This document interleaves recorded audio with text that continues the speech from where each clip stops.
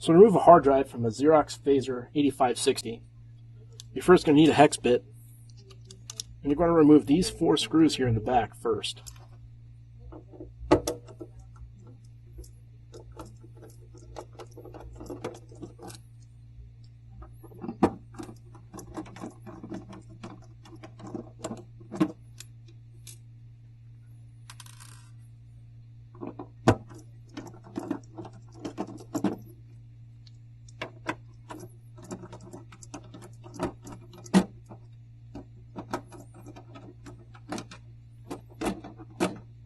So maybe a little tricky.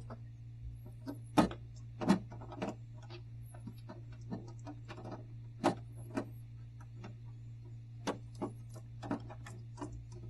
going to use my fingernail there.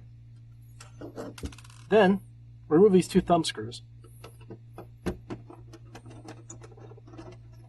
which will allow you to open this panel.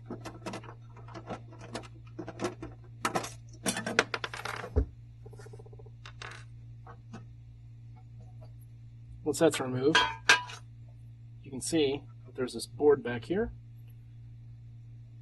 which is now loose, and the hard drive's attached to it. Carefully, making sure to keep your fingers on the edge of the board, never touch a board, always hold it by the edge. Remove the hard drive, which is connected. And you just want to very carefully ease it on out. Try not to bend any of the pins. And there you have it. Obviously, just reverse process to put it back together. And there you go, removing a hard drive from a Xerox Phaser 8560.